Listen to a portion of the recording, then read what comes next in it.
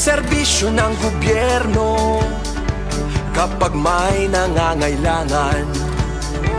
Mga proyekto ng Pangulo, damang-dama ang pagmamahal niya. Tulay ng mga hinaing, ang problema ng bayan ating lulutasin. Tulay sa himpapawid, tulay ng pagbabago.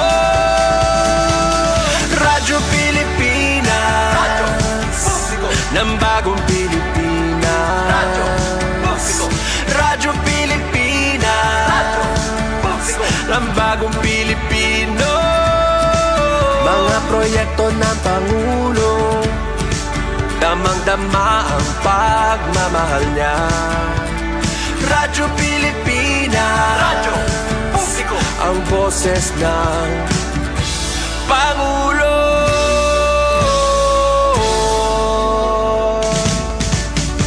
Karamay nyo kami, kahit malayo man kami nakakarating.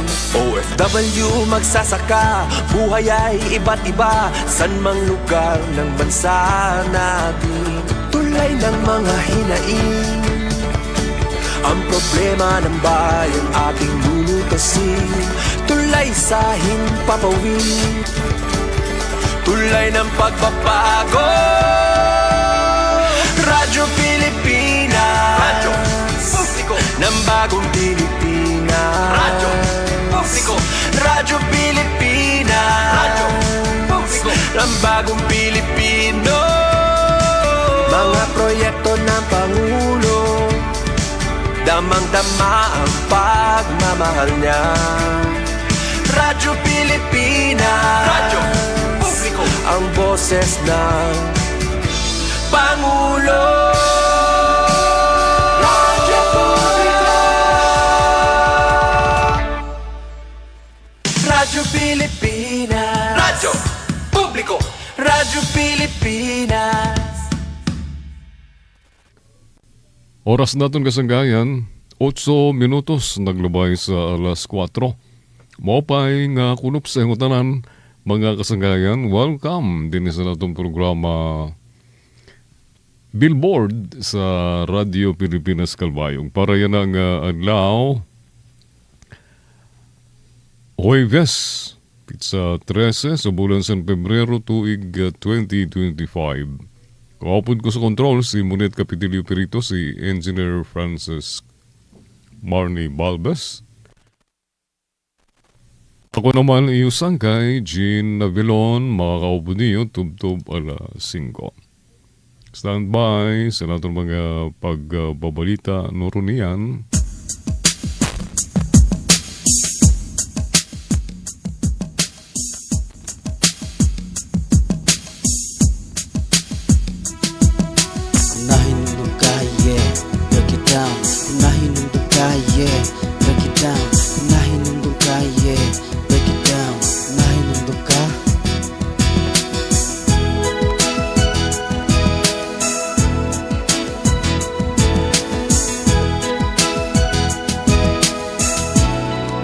Diri ka ba iday na hinunundo, nagkalakat kita gabi nga bulano,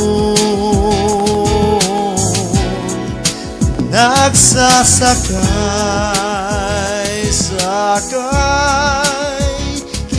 sa salon, nagbubugsay ako sa langit antado.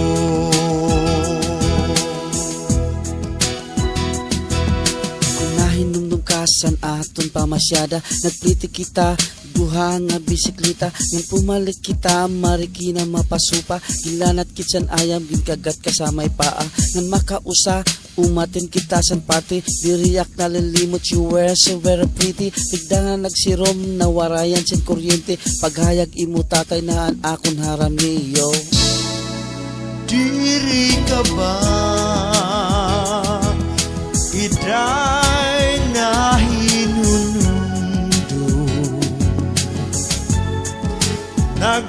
Nagkalakan kita gabi nga bulanon, nagsasakay kita sa salon,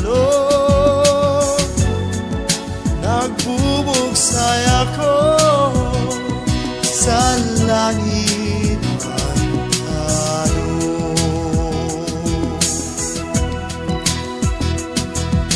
Ambot na no ang sinulod sa imo pinsar, tigda ka man ladayon nga nagpakasal. Ginbayaan mo ako nga waray kalibutan, kung nano ba ang akon mga kasalanan. Diri man kung tagwapo, ginbalyo mo sa akon, nasali po panganin nga masing maitom. Ambot nagkikita pa kam kung masirong, masakit sa kasing-kasing kung pagdumdumolyo. Diri ka ba iday na hinunundo, nagkalakan kita gabi nga bulanon, nagsasakay kita sa salon, nagbubugsay ako sa langit pantalo.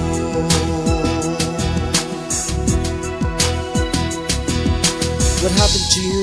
Nag-text ka man sa akon, I think na-realize mo ug ikaw nagbabasol, nga dapat pinsaron ang angay nga buhaton, labi nagkudkod parte sa usang nga relation. Ang akon basala kay ako nagtitinungit, ug diri na ako sa imo nakakavisit. Asya ba ang rason nga ikaw nabubisit? I still love you baby, just give me a break yo. Diri ka ba iday na hinunundo, nagkalakat kita gabi nga bulanon,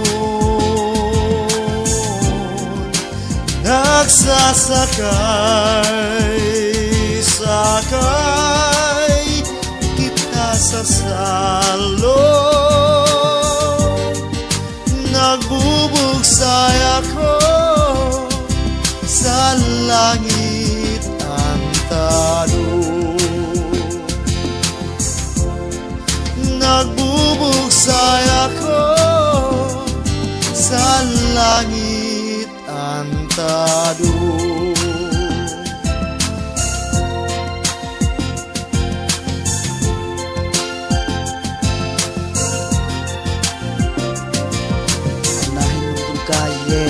Break it down, nahinumdum ka, yeah. Break it down, nahinumdum ka, yeah. Break it down, nahinumdum ka pa ba? Ha, ha, ha, ha.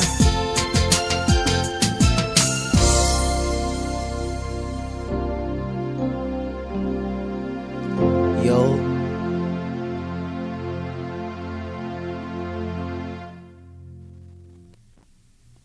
15 minutos naglabay sa alas 4. Marcos, ginbanatan ang oposisyon. Ginbanatan ni Pangulo Ferdinand R. Marcos Jr. ang mga kandidato sa pagkasenador sa oposisyon sa unang adlaw sa kampanya sa Alyansa para sa Bagong Pilipinas APBP nga ginhimo ka kulop sa Baluarte sa Pamilya Marcos sa Ilocos Norte. Sa proclamation rally sa APBP sa Ilocos Norte Centennial Arena sa Lawag, direkta nga gindasig sa Pangulo nga wara sa mga kandidato sa administrasyon ang may bahid sindugo tikan sa EJK. Nagbursa sa salapi sa nasod nga nagpanggap nga propeta kundi nang bibiktima sa mga bata nga kababayenan. Waray lawat daw sa mga kandidato sa administrasyon ang nagpapalakpak samtang ginbubomba ngan ginaabuso sa China ng mga Pilipino nga mga isda sa West Philippine Sea. Mahinduman nga si re-electionist Senador Ronald De La Rosa ang nalalambing sa madugo nga anti-drug war campaign samtang natubang naman sa kaso nga sexual abuse ang senatorial candidate nga si Pastor Apollo Kibuloy nga pareho kandidato sa oposisyon.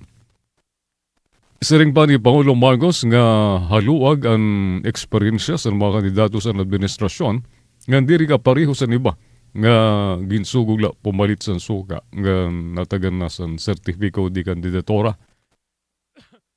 Mabalik bakit sa naglabay nga igin bubugaw naton nasud bilang usa nga huyguan sa mga dayuhan. Karuyag ba naton bumalik sa dalan nga nagsasabrag sa dugo sa mga inosente nga mga bata nga ginagaw sa irang mga iroy. Ginkuha sa irang mga balay nga ginagaw ang ira kabubuhason. Sumala pa sa presidente. Igindasig pa ni Marcos nga adtula nga administrasyon ang may nag-usahan lang nga administrasyon nga may kompleto nga senatorial slate nga diri ka pareho sa iba nga nagmamakaluoy nga makabugos nga makakuha sa kandidato. Sigo naman kan alliance sa campaign manager na Butas City Congressman Toby Chanco, kada kandidato sa alyansa ang may subok nga track record nga andam igpadayon ang mga economic nga legislative agenda ni Pangulo Bongbong. Kinkukumponer ang senatorial lineup sa koalisyon ni Anay DILG Secretary Binhor Obalos, Makati City Mayor Avi Binay, Senadora Pia Cayetano, Senador Amy Marcos, Senator Lito Lapid, mga anay Senador Panfilo Lacson, ngan Manny Pacquiao, Senador Ramon Revilla Jr., anay Senate President Vicente Soto III, Senator Francis Tolentino, ang DSWD Secretary Win Tulfo, ng Deputy Speaker Camille Villar. Mabalik kauman sa mga paibaro sa kontrol.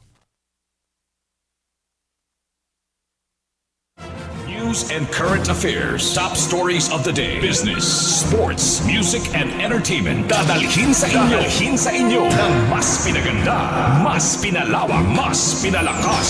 Radyo Pilipinas. Radyo Pilipinas Calbayo, DYOG 882 AM.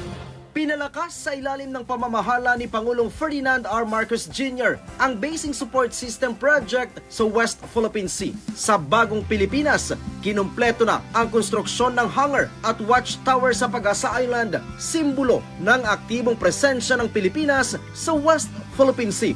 We are on the front line of international efforts to preserve, defend, and uphold the rules-based international order.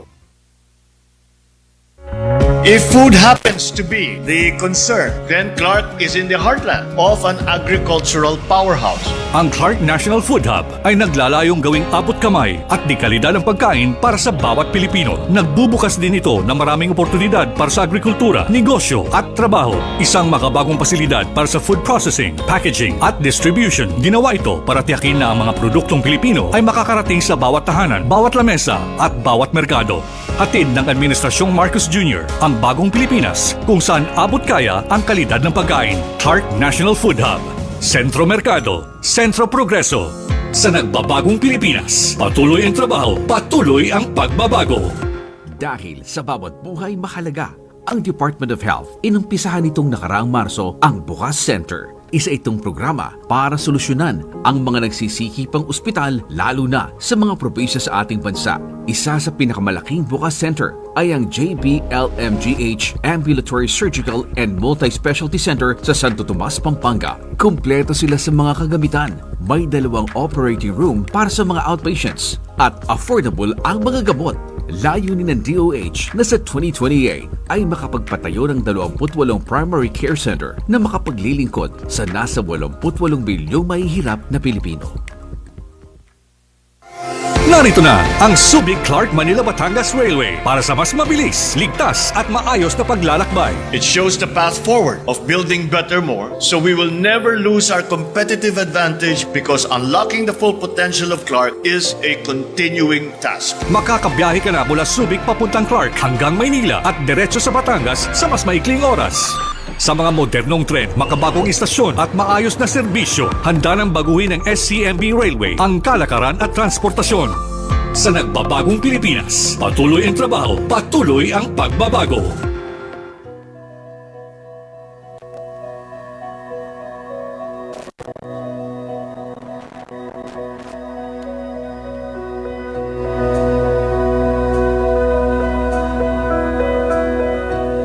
Baka mapanghinaang ka ng loob kasi baka hindi mo kayanin tapusin o baka hindi ka maka-enter in the first place. Kailangan kayo ng taong bayan. Kailangan kayo na hindi sumuko. Libreng edukasyon ang aksyon ng Commission on Higher Education. We have been able to sustain the funding for free higher ed every year, and this year it increased significantly, and next year is going to increase some more. Ang pangako ng Pangulong magpapatuloy ang libreng edukasyon, lagpas 2 milyong mga kabataang Pilipino ngayon ang nag-aaral sa lagpas 200 pampublikong pamantasan. Libreng tuition, may solusyon dyan ang SHED. Isipin ang isang lugar kung saan ang progreso at kalikasan ay magkasabay na lumalago. Sa ilalim ng Administrasyon Marcos, ginagawang posible ito ng Subic Bay Metropolitan Authority. Sa administrasyon po ni PBBM, nilaunch po namin noong September yung Carbon Neutral Freeport Zone. Ito po ay aming goal to contribute reducing our carbon emissions. Hindi lang ito usapin ng teknolohiya, ito ay pangako. Sa SBMA, inuuna ang pangangalaga sa kagubatan, bakawan at natural na yaman para sa hinaharap ng bawat Pilipino.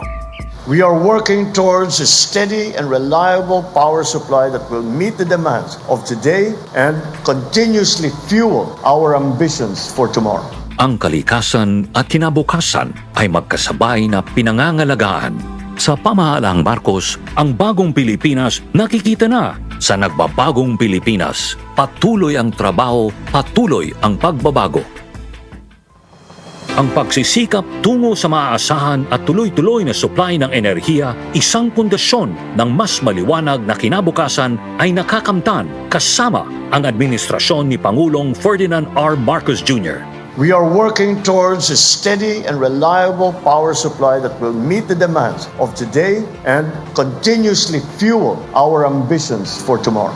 Sa pamahalaang Marcos, ang bagong Pilipinas nakikita na. Sa nagbabagong Pilipinas, patuloy ang trabaho, patuloy ang pagbabago. Magyagid usa pa nakakwarta sa BIR PhilHealth scam. Dakop anusa nga daraga nga anusa nga mag-asawa sa pagbabaligya online sa mga peke nga government ID sa ginhimong entrapment operation sa PNP Anti-Cybercrime Group sa magkabulag nga lugar sa Quezon City nga Zamboanga City. Sikon kan ACG spokesperson Police Lieutenant Wallen Arancillo, una nadakop sa entrapment operation sa Quezon City, ang daraga nga kilala sa alias nga Marie, 19 anyos.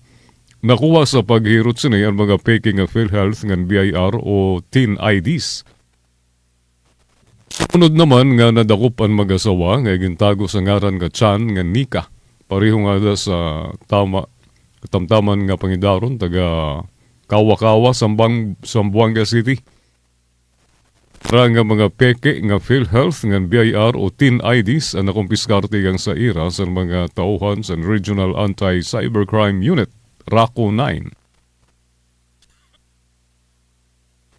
Sigun kan Arancillo, nagpo-post ang mga suspect sa FB page pati sa mga nanginanglan sa mga government IDs nga kaya nira i-provide kung diin igin babaligya ini tigang sa kantidad 180 pesos tubtob sa 600 pesos kada ID. Dana yan mga tao nga nagkukuha sa peking nga government ID, mao adton mga nadiri na makuryan sa pagpila, o diri nga ni adton mga tao nga ginagamit sa scam ang mga sugad nga klase nga ID.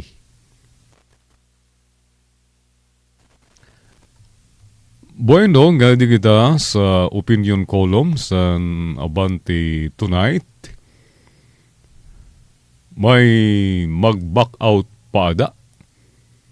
Column ni Marlo Dalisay. Ayos ba? Una nga nag-back out pagin kandidato ka senador, mao si Manong Chavit Singson. Nga nagsiring nga pananagan siya. Pananagan niya ang tanan nga mga Pinoy sin ATM card para maka-withdraw sa niyatag niya nga kwarta. Nag-withdraw na siya na Ilocos Norte, Ilocos Sur ba? Ilocos Norte Governor Chavit Singson. Nga ginsundan ni Agri Party List Congressman Wilbert Lee. Ang gintutulok din mawad ng mga umatras ng mga kandidato sa pagkasenador sa eleksyon. Nga nakatalaan buhaton sa tidaraon nga bulan sa Mayo, yan ang atuig. Sobrang legit ang naging rason sa nanay gobernador sa Ilocos Sur, tod miskin sino naman siguro, ang prioridad na gud ang galugaringon kung pangangalaga sa panlawas ng katawan ang pagarampangan. Sa panig naman sa nabanggit nga party list representative, damo daw siya nga mga ginkonsidera, pero ang pinakamabugat mao ang kawadan niya sa political machinery nga ipanaato sa iba nga mga estabilisado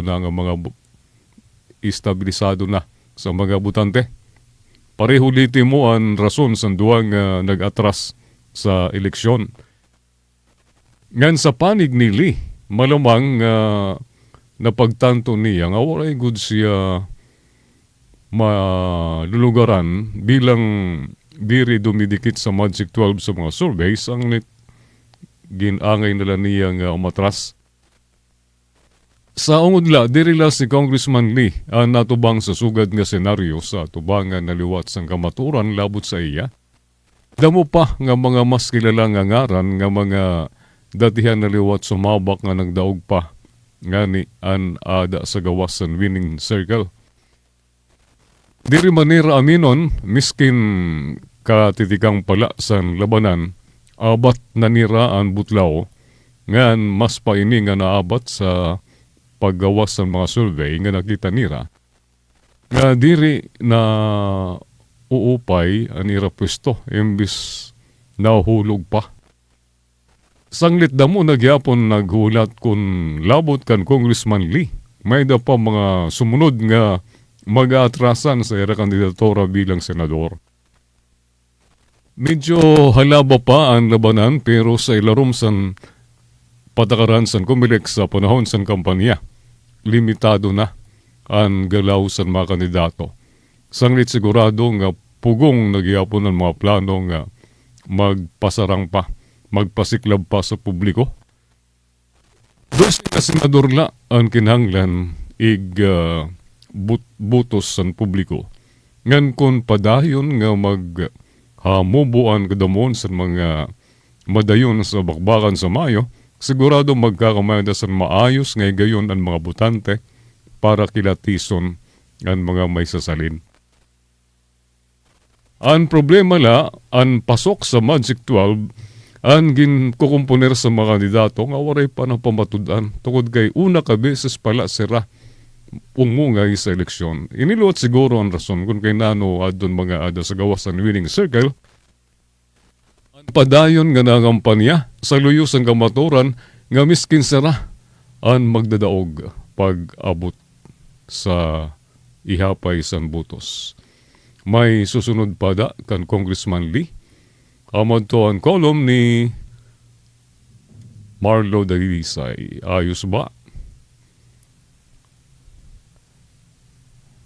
Mabalik kauman sa mga paibaro sa kontrol alas 4:31 na. news and current affairs. Top stories of the day. Business, sports, music, and entertainment. Dadalhin sa inyo ng mas pinaganda, mas pinalawak, mas pinalakas. Radyo Pilipinas. Radyo Pilipinas. Radyo Pilipinas Calbayo, DYOG 882 AM. Pinalakas sa ilalim ng pamamahala ni Pangulong Ferdinand R. Marcos Jr. ang Basing Support System Project sa West Philippine Sea. Sa bagong Pilipinas, kinumpleto na ang konstruksyon ng hangar at watchtower sa Pag-asa Island, simbolo ng aktibong presensya ng Pilipinas sa West Philippine Sea. We are on the front line of international efforts to preserve, defend, and uphold the rules-based international order.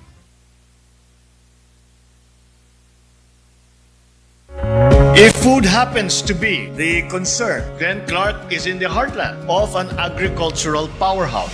Ang Clark National Food Hub ay naglalayong gawing abot kamay at di kalidad ng pagkain para sa bawat Pilipino. Nagbubukas din ito ng maraming oportunidad para sa agrikultura, negosyo at trabaho. Isang makabagong pasilidad para sa food processing, packaging at distribution. Ginawa ito para tiyakin na ang mga produktong Pilipino ay makakarating sa bawat tahanan, bawat lamesa at bawat merkado.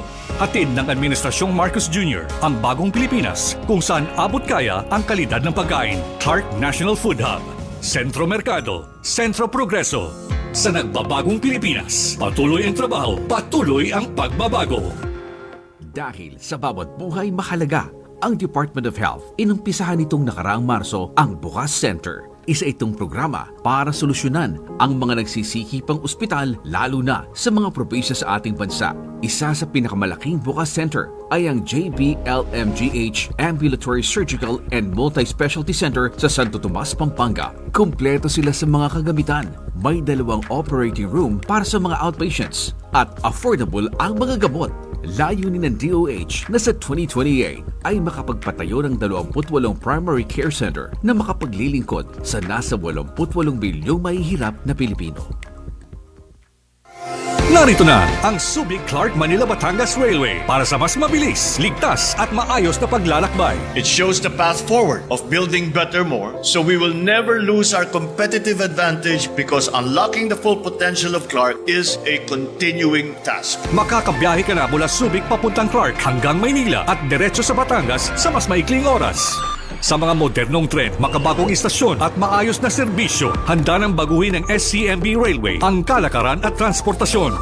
Sa nagbabagong Pilipinas, patuloy ang trabaho, patuloy ang pagbabago.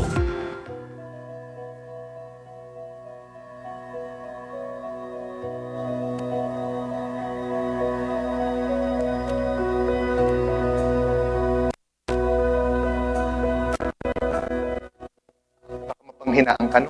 Kasi baka hindi mo kayanin tapusin o baka hindi ka maka-enter in the first place. Kailangan kayo ng taong bayan. Kailangan kayo na hindi sumuko. Libreng edukasyon ang aksyon ng Commission on Higher Education. We have been able to sustain the funding for free higher ed every year, and this year it increased significantly, and next year is going to increase some more. Ang pangako ng Pangulong magpapatuloy ng libreng edukasyon, lagpas 2 milyong mga kabataang Pilipino na ngayon ang nag-aaral ng libre sa lagpas 200 pampublikong pamantasan. Libreng tuition, may solusyon dyan ang SHED.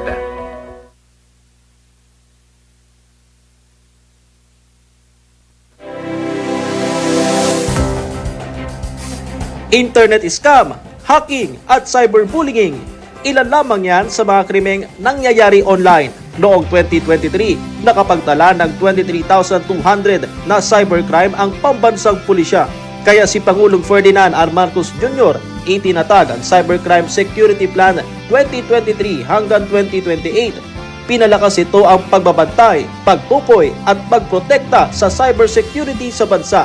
Ang resulta, pagbaba sa higit 14,000 na cybercrime sa taong 2024. The PNP's efforts in combating various forms of crime have yielded tangible results, which exhibit the diligence of our officers and personnel, as well as the effectiveness of our programs. Sa ilalim ng administrasyon ni Pangulong Ferdinand R. Marcos Jr., Patuloy ang pagsisikap na palakasin ang ekonomiya ng bansa sa tulong ng mga dayuhang mamumuhunan. Because of these meetings led by our president in Japan, this has resulted to an expansion project in the Freeport. And the value of the investment na nakuha po ng ating presidente is 4.2 billion pesos.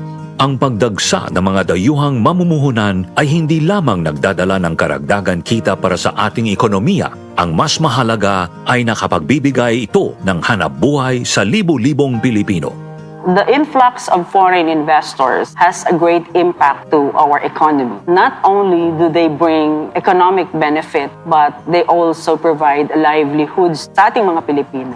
Sa pamahalaang Marcos, ang bagong Pilipinas nakikita na. Sa nagbabagong Pilipinas, patuloy ang trabaho, patuloy ang pagbabago.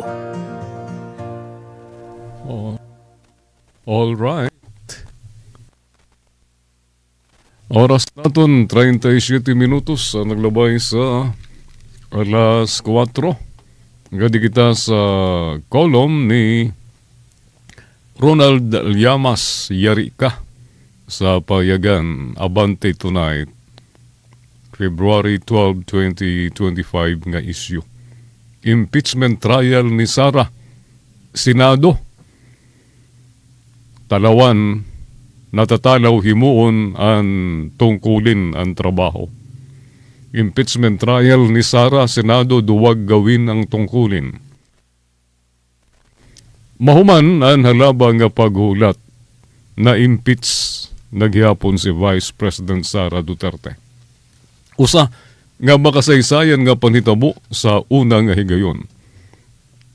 Kauna-unahan nga Vice Presidente sa Pilipinas nga ginpatalsik san Kamara tungod sa pag-abuso sa poder. Pangungupit, pandarambong ngan paghudas sa pagtapod sa nasod. Pero anay, kanano nga baga diri excited ang Senado? Waray pansina? Waray nga ni talakaya? Ora baga ang padiri-diri maaram ang mga senador sa katapusan nira nga sesyon, imbis nga maglatag sa impeachment court, baga mas abala sila magbakasyon.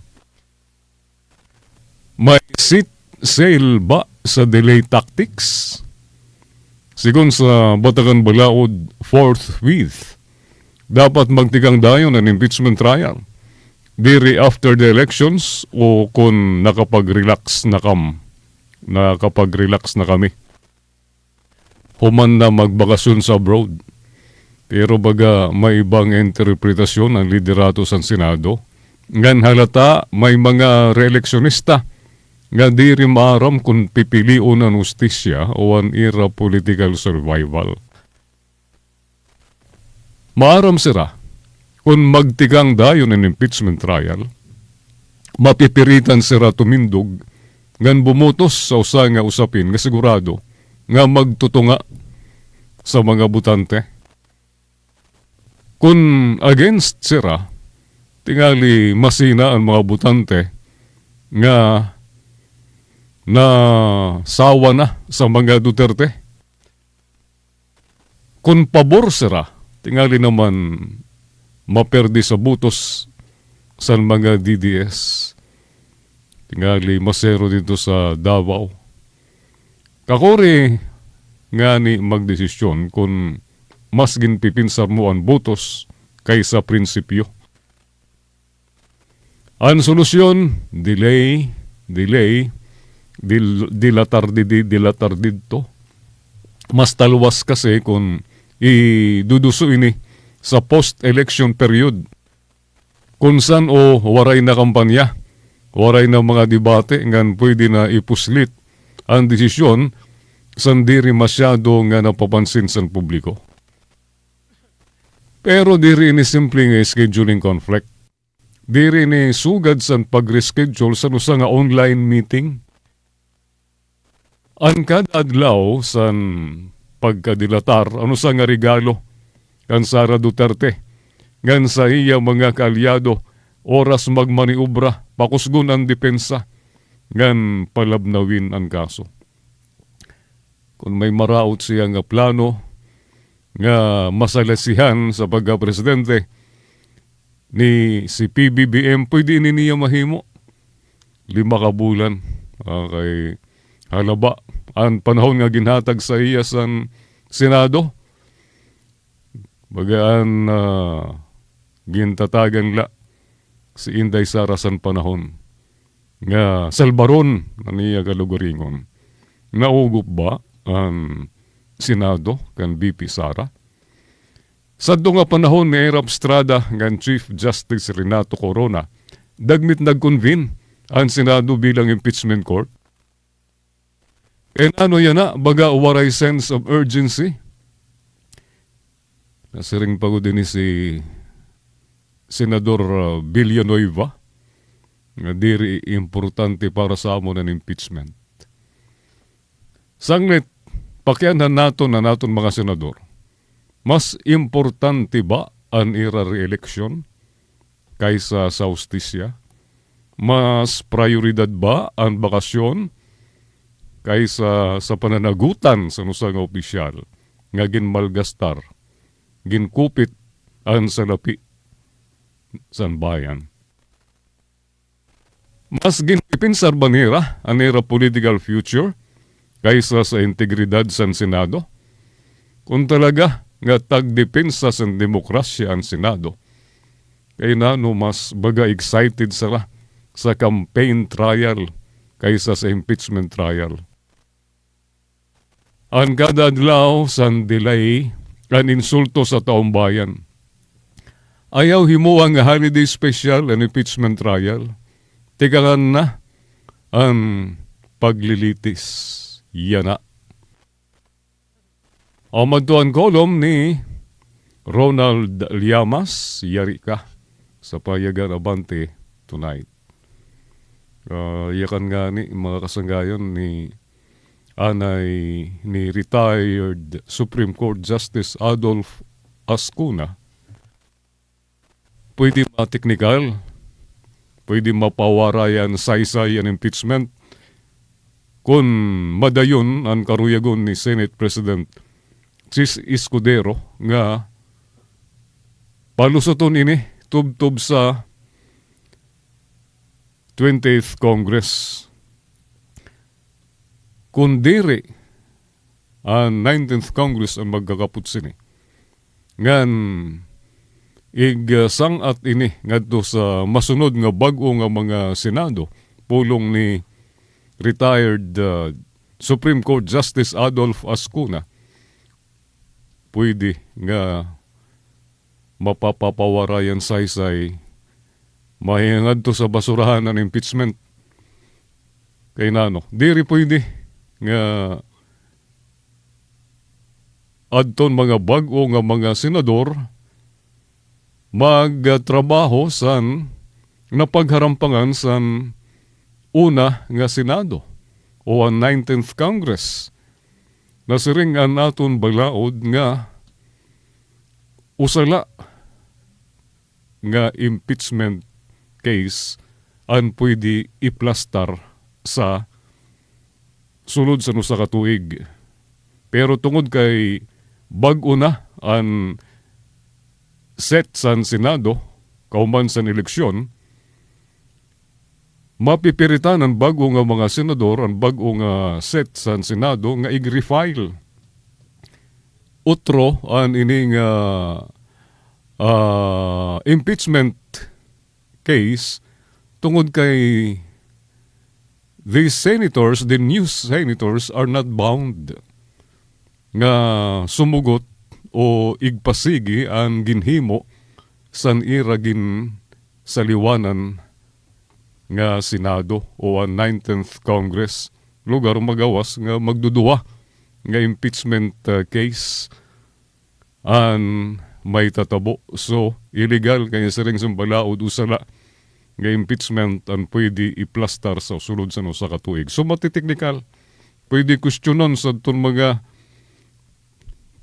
senador nga kaalyado ni Inday Sara sa sunod nga kay saring ni Chis Escudero nga kahuman pa sa State of the Nation address ni Pangulo Bongbong Marcos bubuhaton ang pagtigang sa impeachment trial o di pwede mateknikal sini ano importante nga matigang ang dayon kay grabe adton banat grabe ang grave threat ni Inday Sara nga iya papatayon si PBBM First Lady Lisa Marcos nga ni Speaker Romualdez kung may mahitabo sa iya nga maraot.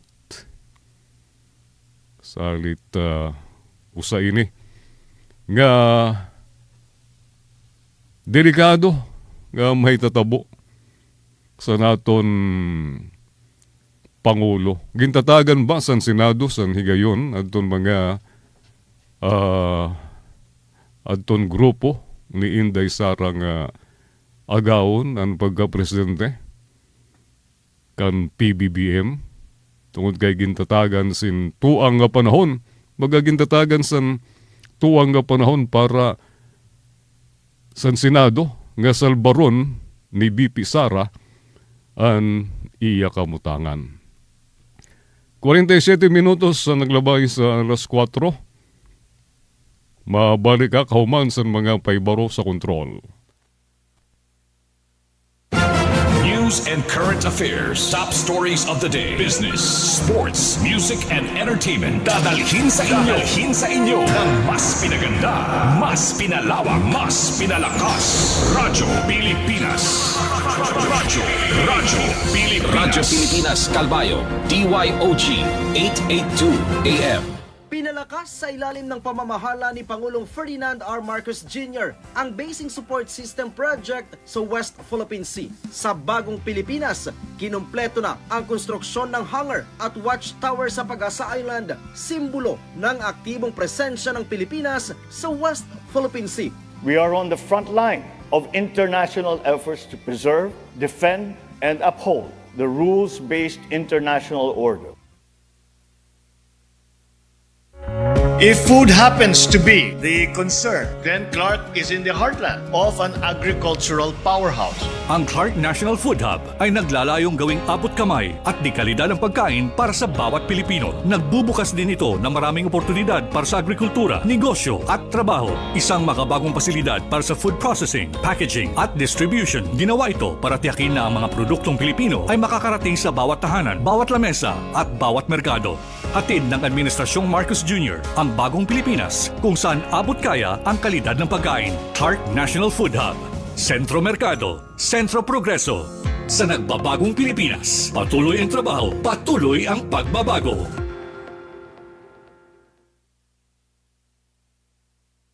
Dahil sa bawat buhay mahalaga, ang Department of Health inumpisahan nitong nakaraang Marso ang Bukas Center. Isa itong programa para solusyonan ang mga nagsisikipang ospital lalo na sa mga probinsya sa ating bansa. Isa sa pinakamalaking Bukas Center ay ang JBLMGH Ambulatory Surgical and Multi-Specialty Center sa Santo Tomas, Pampanga. Kumpleto sila sa mga kagamitan. May 2 operating room para sa mga outpatients at affordable ang mga gamot. Layunin ng DOH na sa 2028 ay makapagpatayo ng 28 primary care center na makapaglilingkod sa nasa 88 milyong mahihirap na Pilipino.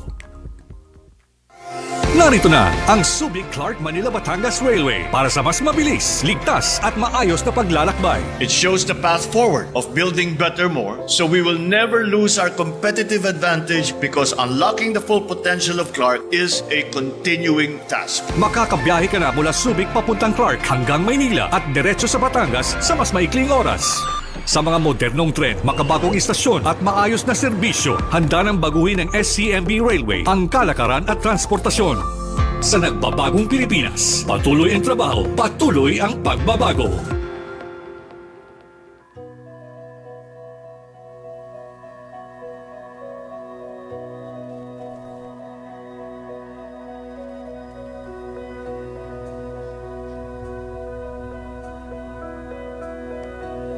Baka mapanghinaan ka ng loob kasi baka hindi mo kayanin tapusin o baka hindi ka maka-enter in the first place.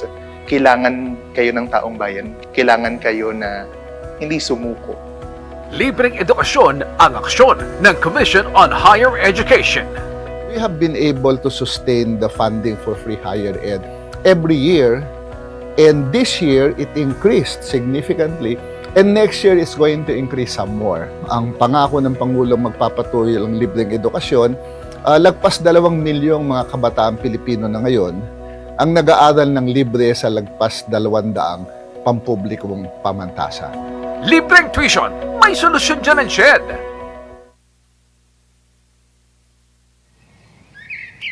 Isipin ang isang lugar kung saan ang progreso at kalikasan ay magkasabay na lumalago. Sa ilalim ng Administrasyon Marcos, ginagawang posible ito ng Subic Bay Metropolitan Authority.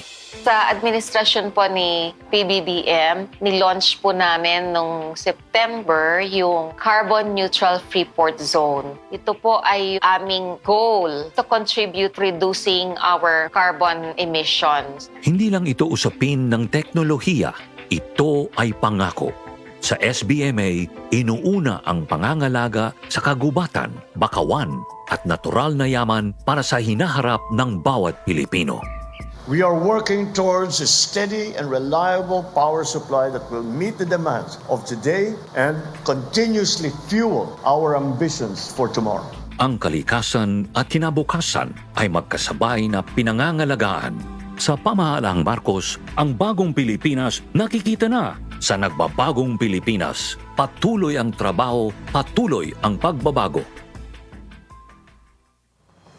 Ang pagsisikap tungo sa maaasahan at tuloy-tuloy na supply ng enerhiya, isang pundasyon ng mas maliwanag na kinabukasan ay nakakamtan kasama ang administrasyon ni Pangulong Ferdinand R. Marcos Jr. We are working towards a steady and reliable power supply that will meet the demands of today and continuously fuel our ambitions for tomorrow. Sa pamahalaang Marcos, ang bagong Pilipinas nakikita na. Sa nagbabagong Pilipinas, patuloy ang trabaho, patuloy ang pagbabago.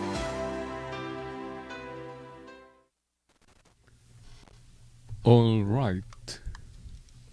Oras naton, naingat na sa 7 minutos na la antes na alas 5. Sa kolom ni Alj Pedroche, mas malapot ang dugo.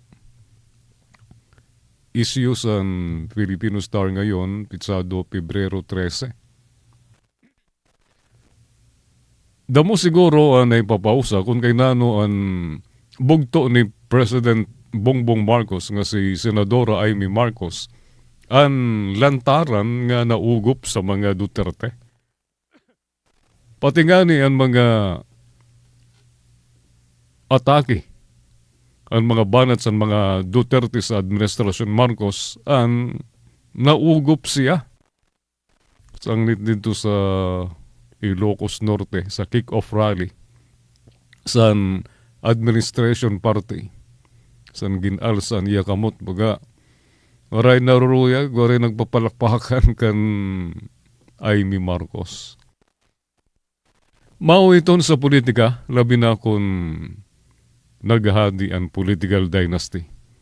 Kinahanglan may usa nga kapamilya nga maugop sa luyong kampo. Ika nga, padiguro agud miskin diin nga kampo ang mahimutang sa poder, diri sa ramait sa pera o mawawara ang impluensya. Sanglit, kunan kaanak sa usa nga politiko nga ada sa poder, ang naugop sa kaluyong nga kampo, artela iton. Ito na nakasuka nga politika. Kita naton ang kaso ni Senadora Amy. Kung ungod nga pro Duterte siya, kaya nano nga ada siya sa senatorial lineup sa administrasyon. Ni minsan bilang magurang nga bugto ni Presidente Bongbong Marcos, miskin guti nga pulong para ugupan ang iyamanghod nga presidente sa mga seryoso nga akusasyon sa mga Duterte ang waray kit nababatian kan Senadora Amy. Nainundong ba mo sa gingaranan ni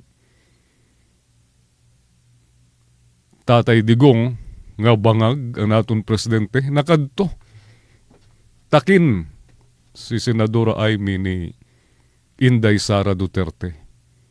Papriho pa sira nagkatatawa nga duwa san magyakan si Digong nga bangag ang aton presidente. Ginfocus ko dito si Amy Marcos nagtinawa siton nga yakan ni Tatay Digong. Mas perme nga ni naton mababatian si Amy nga nagdidepensa na ugop sa mga Duterte imbis nga umugop kan Pangulo Marcos, imbis umugop sa iya manghod, waray kang mababatian. Pero adtula permi na ugop, permi nato na mababatian nga naugop siya kan Inday Sara. Ngan sa mga wara sa hulog nga palisi sini. Ni minsan, waray ikundinasan senadora ang mga panaabuso sa China sa kalugaringon naton nga territorial waters. Yan na, kaupod si Amy sa mga senatorial bets nga gin-endorso ni Bongbong. Sa iya endorsement sa senatorial bets, siring ni Pangulo Bongbong Marcos nga waray bahid sa dugo ang mga kandidato niya durot sa tukhang sa madugo nga drug war ni Duterte. Waray liwat sa mga pambato niya ang naugop sa China sa pananakop sini sa aton exclusive economic zone. Waray naton mabatii ang presidential sister nga sumalungat sa mga kontrobersyal nga sa sini nga kontrobersyal nga patakaran sa naglabay nga administrasyon ni Duterte. Amad to ang kolom ni Algie Pedroche. Aksyon ngayon sa Filipino Star ngayon, Bitsado, Pebrero 13. Kolom ni Algie Pedroche. Mas malapot ang dugo. Adi naton news update. Mula sa pinakamalawak na newsroom sa buong Pilipinas. Ito ang Radyo Pilipinas News Update. Kadamon sa mga Pinoy nga very happy o maglipayon sa ira love life naggutiay siring sa SWS survey. Naghamubo sa 46% ang kadamon sa mga Pinoy nga napakasaya o malipayon very happy sa ira love life. Basar sa survey sa social weather stations, ang nasabi nga percentage ang may 12 points nga hamubo tigang sa 58% sa December 2023. Ang 46% ang pinakahamubo sa sulod sa 20 anyos tumigang sa 2004. Ada, sa 36% naman ang natuod nga magiging malipayon sa relasyon samtang 18% ang nagsiring waray sira love life. Kumpara sa 2023 figures, malipayon sa ira love life, ngan parihula sa mga babae nga lalaki labi na sa mga lalaki nga may live-in partners. Padaman liwat sa mga Pinoy na ipapakita ang ira pagigugma sugad sa pagluluto sa pagkaon, pagbulig sa mga buhaton sa balay, o pag-aayos sa mga bagay sa sulod sa balay sa may pagkukusa. Ang paghatag sa oras ngan panahon, ang panduha nga common sa love languages sa hanay sa mga Pinoy nga 51%. May 29% ang paghatag sa regalo ang nagpapakita sa pagigugma ngan 33%, 33% ang physical touch. Ada sa 10% nagsiring mas matimbang ang kwarta kumpara sa gugma ngan companionship. Ang non-commissioned SWS survey ang ginhimo face-to-face interviews sa 2,160 nga mga hangkay na nga na edad 18 anyos ti paigbaw. Amad to aton news update, Jean Navilon, iutag notisya. Mula sa pinakamalawak na